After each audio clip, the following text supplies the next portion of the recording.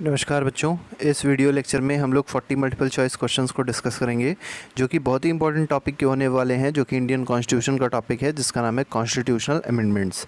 कई सारे क्वेश्चंस आपसे कॉम्पिटिटिव एग्जाम्स में इससे रिलेटेड पूछे जरूर जाते हैं। तो चलिए फर्स्ट क्वेश्चन को देखते हैं। इसमें कहा गया है which article of constitution of India lays down the procedure of amendment of constitution. तो देखिए कॉन्स्टिट्यूशन को अमेंड किया जा सकता है, ये किस आर्टिकल में दिया गया है? तो ये आर्टिकल 368 में ऐसा दिया गया है, तो इसमें सी ऑप्शन सही हो जाएगा। क्वेश्चन नंबर 2 पे आते हैं। क्वेश्चन नंबर 2 में कहा गया है अ bill for the amendment in Indian constitution can be presented. देखिए अगर मान लीजिए इंडियन कॉन्स्टिट्यूशन है, उसमें कोई भी अमेंडमेंट चाहिए, ठीक है, तो अमेंडमेंट का जो बिल है वो कहाँ पर प्रेजेंट किया जा सकता है कि आपको बताना है। तो देखिए लोकसभा में भी प्रेजेंट कर सकते हैं उसको, और राज्यसभा में भी उसको प्रेजेंट किया जा सकता है। तो इसका जो सही आंसर होगा वो जाएगा option number C, that is either in Lok Sabha और इन राज्यसभा। मतलब दोनों में से कोई भी जो लेजिस्लेटिव असेंबली है, मतलब एक कह सकते हैं कि जो लोकसभा, जो भी पार्लियामेंट की जो भी हाउस है, चाहे वो लोअर हाउस हो जिसको लोकसभा कहते हैं, चाहे अपर हाउस हो जिसको राज्यसभा कहते हैं, दोनों में ही इसको क्या कर सकते हैं हम लोग बिल को पास मतलब प्रेजेंट कर सकते हैं, स्टार्ट कर सकते हैं।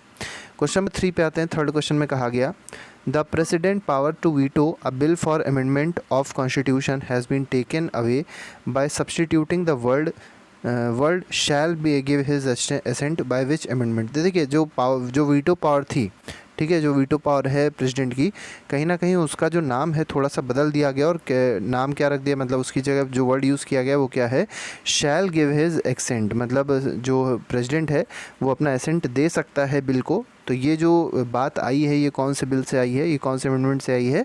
तो 24th अमेंडमेंट में ऐसा कहा गया है, मतलब इसमें चेंजेस किए गए हैं। नेक्स्ट पे आते हैं। क्वेश्चन नंबर 4 देखते हैं। 4 में कहा गया which one of the following bills must be passed by each house of the each Indian parliament separately by the special majority. तो देखिए आपको बताना है कि कौन सा ऐसा बिल है जो स्पेशल मेजॉरिटी से हर एक हाउस से पास होना जरूरी है। हर एक हाउस मतलब लोकसभा से ही पास होना जरूरी है और राज्यसभा से ही पास होना जरूरी है, लेकिन स्पेशल मेजॉरिटी के साथ, ठीक है। 1/3 मतलब हाफ मेजॉरिटी नहीं कह सकते, स्पेशल मेजॉरिटी मेनली 2/3 मेजॉरिटी होती है, उसके साथ पास होना क्या है, जरूरी, और भी दोनों हाउसेस से। तो ऐसे कौन से बिल होते हैं? तो कॉन्स्टिट्यूशनल अमेंडमेंट जो बिल होता है वो इस स्टेज से लागू होना जरूरी है। मतलब जितने भी कॉन्स्टिट्यूशनल अमेंडमेंट बिल होते हैं उनको दोनों हाउस से पास होना जरूरी है, लोकसभा राज्यसभा से, और वो भी स्पेशल मेजॉरिटी के साथ। क्वेश्चन नंबर 5 पे आते हैं। 5th क्वेश्चन कहा गया है first bill for the amendment of Indian constitution presented. तो देखिए पहला जो बिल था इंडियन कॉन्स्टिट्यूशन के अमेंडमेंट का, उससे एक 9th शेड्यूल जोड़ा गया था। याद रखिएगा जो 9th शेड्यूल है वो पहले अमेंडमेंट से जोड़ा गया है, ठीक है। और मेनली वो ज़मींदारी सिस्टम जो थी उसको एबॉलिश करने का बिल था, ठीक है। तो ये कब आया था? ये 1951 में आया था। ये बात आप लोग को याद रखनी है। नेक्स्ट पे आते हैं। क्वेश्चन नंबर 6 में कहा गया in the event of upper house rejecting a constitutional amendment bill. तो देखिए अगर कोई अगर अपर हाउस है, अपर हाउस मतलब राज्यसभा है, उसने कोई भी कॉन्स्टिट्यूशनल अमेंडमेंट बिल को क्या कर दिया, रिजेक्ट कर दिया, ठीक है, जो कि लोअर हाउस ने पास किया था, मतलब लोकसभा ने पास किया, लेकिन राज्यसभा ने उसको रिजेक्ट कर दिया, तो क्या होगा, तो बिल वहीं पे क्या हो जाएगा, रुक जाएगा, ख़त्म हो जाएगा, ड्रॉप हो जाएगा। तो इसमें आंसर क्या हो जाएगा, bill have to be dropped, ठीक है। नेक्स्ट पे आते हैं। क्वेश्चन नंबर 7th को देखते हैं। 7th क्वेश्चन में कहा गया the first constitutional amendment bill pass in 1951। तो अभी हम लोग ने देखा था कि जो पहला कॉन्स्टिट्यूशनल अमेंडमेंट बिल था वो कब पास हुआ, 1951 में।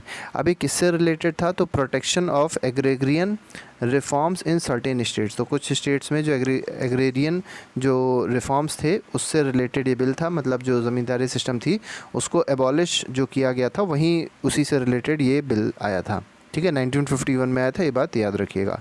क्वेश्चन नंबर 8 पे आते हैं। 8th में कहा गया 9th schedule of Indian constitution was added by. तो देखिए जो 9वां शेड्यूल जोड़ा गया था, भी हमने आपको बताया था कि जब पहला कॉन्स्टिट्यूशनल अमेंडमेंट हुआ है 1951 में, तो उससे 9वां शेड्यूल जोड़ा गया था। पहले 8 शेड्यूल थे, लेकिन इस समय जो कॉन्स्टिट्यूशन में शेड्यूल हो टोटल कितने, 12 हैं, ठीक है। नेक्स्ट पे आते हैं। क्वेश्चन नंबर 9th में देखिए क्या कहा गया। 9th कह रहा है the 93rd constitutional amendment deals with the dash. तो देखिए 93rd कॉन्स्टिट्यूशनल अमेंडमेंट इंपॉर्टेंट है। ये किससे डील करता है? तो ये जो बैकवर्ड क्लास में जो सीट्स हैं, जो OBCs के लिए सीट्स होती हैं गवर्नमेंट जॉब में, उसको कंटिन्यू करी गई हैं 93rd अमेंडमेंट से, ठीक है। याद रखिएगा 27% जो है रिजर्वेशन OBC कैटेगरी का होता है, ठीक है, नेक्स्ट पे आते हैं, क्वेश्चन नंबर 10 पे देखेंगे। 10th क्वेश्चन कह रहा है right to education introduced through 86th amendment. तो देखिए राइट टू एजुकेशन पहली चीज़ किससे आया था, 86th अमेंडमेंट से आया था। और कब आया था, तो ये फोर्स में आया 2010 में आया, स्टार्ट किया गया था 2009 में ये एक्ट आया था, लेकिन उसके बाद ये फोर्स में कब आया, मतलब इसको कब इसको दर्जा दिया गया एक्ट का, तो ये 2010 में इसको दिया गया था, 1 अप्रैल 2010 को। क्वेश्चन नंबर 11th पे आते हैं। 11th क्वेश्चन में कहा गया by which constitutional amendment OBCs has been given 27% reservation. तो देखिए ओबीसी के बाद 27% रिजर्वेशन है, ये 93rd अमेंडमेंट से आया है। ठीक है, नेक्स्ट पे आते हैं, क्वेश्चन नंबर 12th देखते हैं। 12th क्वेश्चन कह रहा है by which of the following amendment of Indian constitution the cooperative societies was added in 19(1)(c)। तो देखिए आर्टिकल 19(1)(c) में कोऑपरेटिव सोसाइटीज़ को ऐड किया गया था, और किस अमेंडमेंट से ऐड किया गया है, तो 97th अमेंडमेंट से कोऑपरेटिव सोसाइटीज़ को ऐड किया गया है हमारे इंडियन कॉन्स्टिट्यूशन में। नेक्स्ट पे आएंगे, अगला क्वेश्चन देखेंगे। अगला क्वेश्चन नंबर 13 है।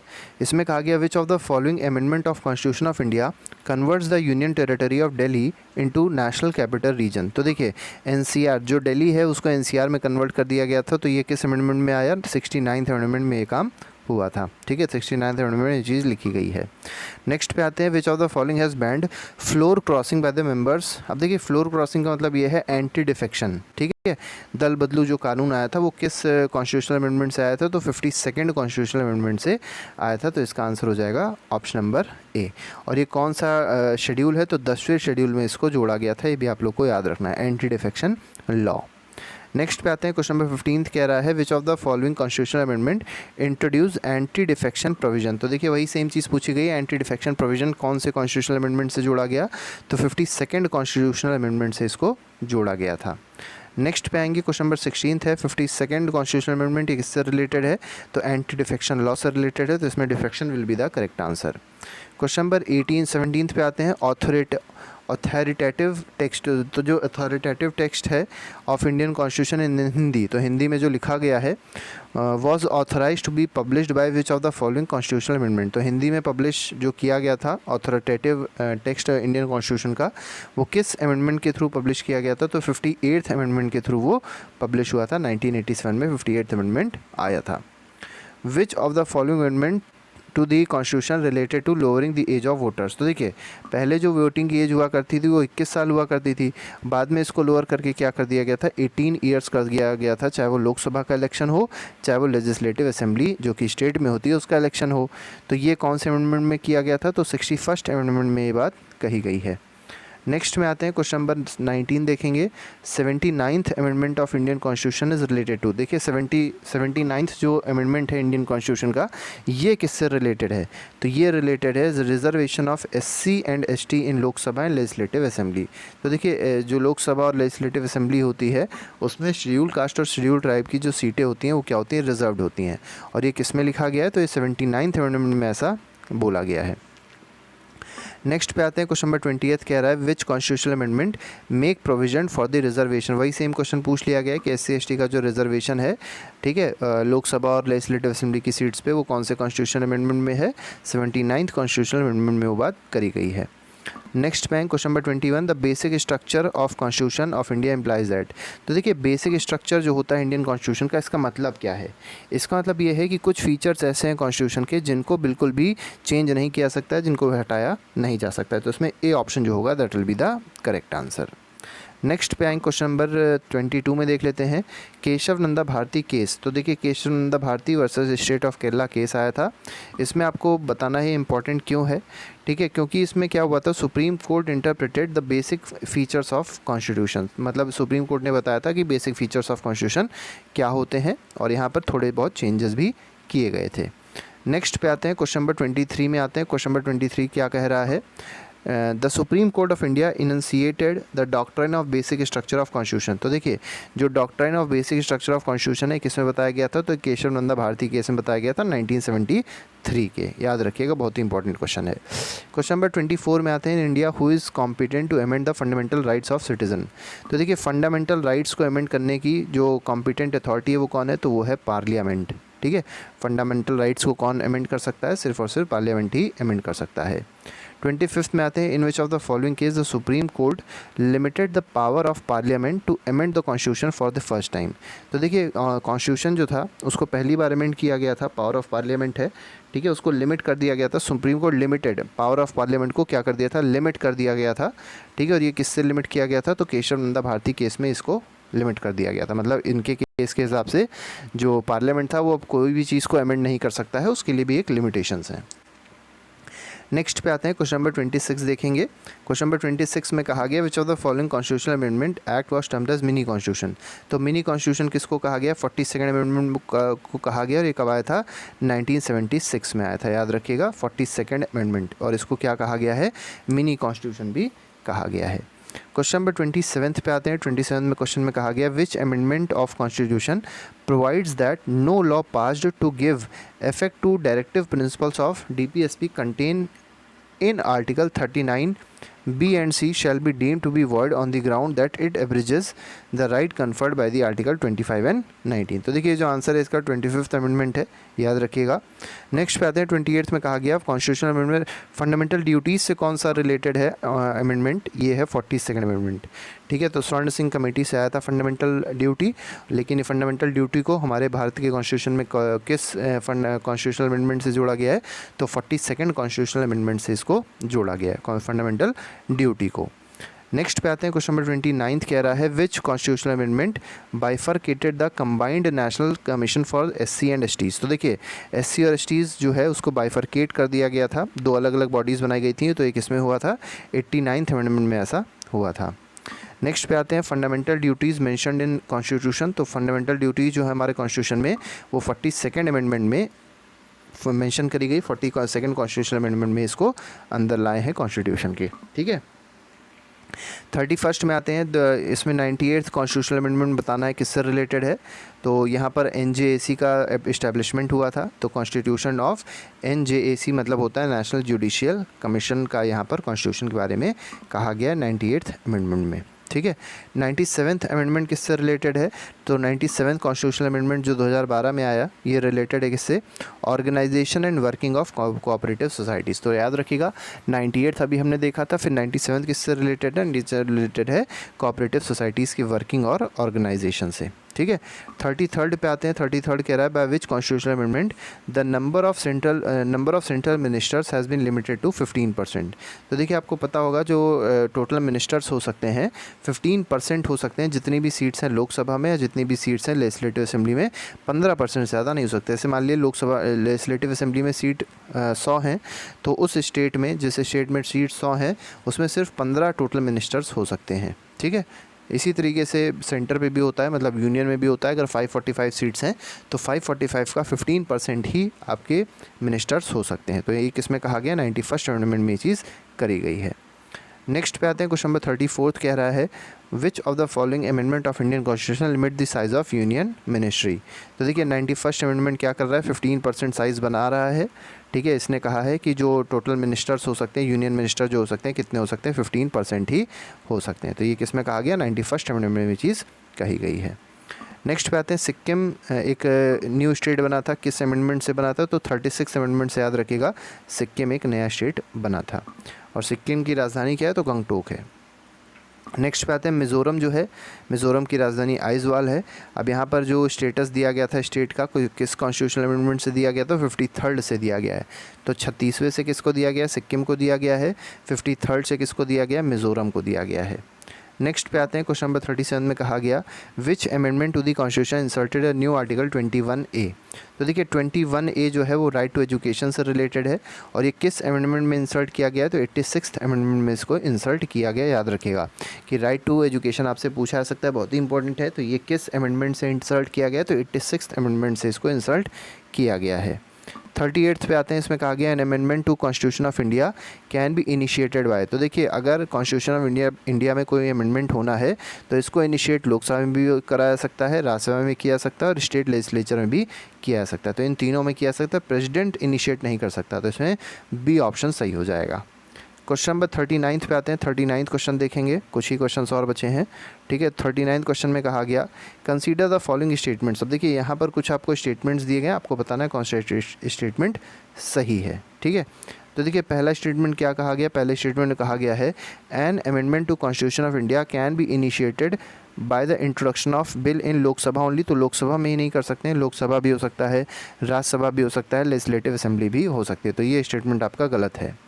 सेकेंड में कहा गया if such an amendment seeks to make changes in federal character of constitution the amendment also requires to be ratified by all legislature of all the states. तो ये भी आपका जो स्टेटमेंट है ये बिल्कुल गलत है। पहली बात कि कोई भी फेडरल कैरेक्टर जो है कॉन्स्टिट्यूशन का उसको चेंज ही नहीं किया सकता। तो ये फर्स्ट और सेकेंड दोनों जो स्टेटमेंट हैं वो बिल्कुल गलत हैं।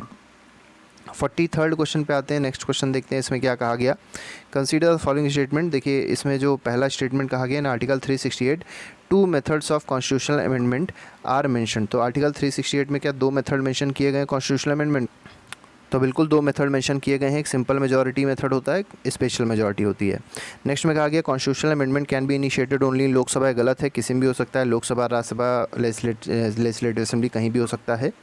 नेक्स्ट में आते हैं थर्ड में कहा गया in case of any dispute between the two houses on parliament joint sitting of both house can be summoned. ठीक है, तो अगर मान लीजिए कोई भी डिस्प्यूट आता है दोनों हाउस के बीच में तो क्या जॉइंट सिटिंग हो सकती है? ठीक है, तो देखिए कॉन्स्टिट्यूशनल अमेंडमेंट के बिल में नहीं हो सकती है, सिंपल अगर कोई और बिल होगा उसमें ये चीज़ हो सकती है, कॉन्स्टिट्यूशनल अमेंडमेंट में ये चीज़ देखने को नहीं मिलेगी। नेक्स्ट पे आते हैं फोर्थ में कहा गया था president can not veto constitutional amendment bill. तो बिल्कुल सही बात है, प्रेसिडेंट वीटो नहीं कर सकता है कॉन्स्टिट्यूशनल अमेंडमेंट बिल को, तो ये भी आपका स्टेटमेंट सही है। तो पहला और चौथा जो स्टेटमेंट है वो बिल्कुल सही है, ठीक है, दूसरा और तीसरा गलत था। नेक्स्ट पे आते हैं, अब याद देखिए मैच द कॉलम से रिलेटेड क्वेश्चन है, तो मैच द कॉलम में देख लेते हैं। पहली जो मतलब आपको सीधे सीधे आंसर बता देते हैं कि जो ये जो 69th अमेंडमेंट के बारे में पूछा गया है ऐसे आपको दिखाते हैं। लिस्ट 2 देखिए, इसके हिसाब से आपको अमेंडमेंट जानना ज़्यादा आसान रहेगा। जैसे पहला दिया गया establishment of state level rent tribunal. तो देखिए ये किस में कहा गया, तो ये 75th कॉन्स्टिट्यूशनल अमेंडमेंट में ये चीज़ लिखी गई है, ठीक है। इसके बाद no reservation for schedule caste in panchayat in Arunachal Pradesh. तो अरुणाचल प्रदेश की पंचायत में शेड्यूल कास्ट के लिए कोई भी रिजर्वेशन नहीं है, तो ये किस में कहा गया, तो ये 80th कॉन्स्टिट्यूशनल अमेंडमेंट में कहा गया है। इसके बाद आते हैं constitution of panchayat at village और अनदर लेवल। तो ये किस में कहा गया, तो 83rd कॉन्स्टिट्यूशनल अमेंडमेंट में चीज़ कही गई है। इसके बाद आपको एक और बता देते हैं 69th का ये जो 5वां क्वेश्चन है, नेशनल कैपिटल एनसीटी के बारे में कहा किस में मेंशन है, तो दिल्ली को एनसीटी कह दिया गया है 69th कॉन्स्टिट्यूशनल अमेंडमेंट में, इसको एंटर कर दिया गया है। नेक्स्ट में आते हैं 42nd क्वेश्चन में कहा गया है right to form cooperative societies. ये किससे मैच होगा, तो अभी हम लोग ने देखा भी था कि right to form cooperative societies है, ये किससे मैच होता है, तो ये आर्टिकल नंबर मतलब ये कॉन्स्टिट्यूशनल अमेंडमेंट एक्ट नंबर 97 से मैच होता है। Protection of SC/ST reservation in filling backlog vacancies. तो बैकलॉग वैकेंसीज़ को फिल करने के लिए जो कॉन्स्टिट्यूशनल अमेंडमेंट है SC/STs का जो ऐड हुआ था वो 81st कॉन्स्टिट्यूशनल अमेंडमेंट है। NJAC जो है नेशनल जुडिशियल अपॉइंटमेंट कमेटी, ठीक है, अपॉइंटमेंट कमीशन कह सकते हैं, तो ये किससे मतलब ये किस में आया था, तो अगर इसको देखा जाए तो ये 98 से रिलेटेड है, याद रखिएगा। इसके बाद आते हैं limiting the size of council of ministers. तो काउंसिल ऑफ मिनिस्टर के साइज़ को कम कर दिया गया है, 15% ही सिर्फ हो सकते हैं, और ये किस में लिखा गया है, तो ये 91st कॉन्स्टिट्यूशनल अमेंडमेंट में ये चीज़ कही गई है। नेक्स्ट पे आते हैं, नेक्स्ट क्वेश्चन देखिए, क्वेश्चन नंबर 43 है, इसमें भी कहा गया 30। अब यहाँ पे आते हैं नागालैंड एंटी डिफेक्शन। तो देखिए एंटी डिफेक्शन जो है ये किस में आया है, बस आपको एक याद रखना है, 52nd अमेंडमेंट में आता है एंटी डिफेक्शन, ठीक है। अगर आपको बस एक पता है तो बाकी आप आसानी से कर सकते हैं। 13th अमेंडमेंट नागालैंड के बारे में है, तो नागालैंड अगर आपसे पूछा जाएगा तो 13th अमेंडमेंट आ जाएगा। इसके बाद 39th अमेंडमेंट देखेंगे, तो 39th अमेंडमेंट जो है वो election of president, speaker and prime minister can not be challenge से रिलेटेड है। बचा आपका 18th अमेंडमेंट, ये इससे रिलेटेड है, तो ये क्लैरिफाइड स्टेट को क्लैरिफाई करता है, ठीक है। हमारा आज का आखिरी सवाल है, इसको भी देख लेते हैं। Curtailment of the power of judicial review. इसके बाद दिया है आपको abolition of right to property as fundamental right. तो ये सब जो चीज़ें दी गई हैं आपको बतानी कौन किससे मैच होंगी। तो curtailment of power of judicial review ये जो है ये किस कॉन्स्टिट्यूशनल अमेंडमेंट में आया था, तो ये 38th कॉन्स्टिट्यूशनल अमेंडमेंट में आया था। राइट टू प्रॉपर्टी को फंडामेंटल राइट से ख़त्म कर दिया गया था, तो ये 44th कॉन्स्टिट्यूशनल अमेंडमेंट में ऐसा किया गया था। लोअरिंग दी वोटिंग एज, तो वोटिंग एज को लोअर किससे किया गया था, तो वोटिंग एज को लोअर किया गया था 61st कॉन्स्टिट्यूशनल अमेंडमेंट में। और सेक्युलर वर्ल्ड को किससे जोड़ा गया, तो 42nd कॉन्स्टिट्यूशनल अमेंडमेंट जो कि 1976 में हुआ था उससे जोड़ा गया था। तो इस तरीके से ये आपके क्वेश्चंस होते हैं कंप्लीट, और कहीं ना कहीं बहुत ही ज़्यादा इंपॉर्टेंट क्वेश्चंस हैं, तो इसको अच्छे से रिवाइज जरूर कर लिए। तो अभी के लिए फिलहाल thank you very much, good bye, जय हिंद।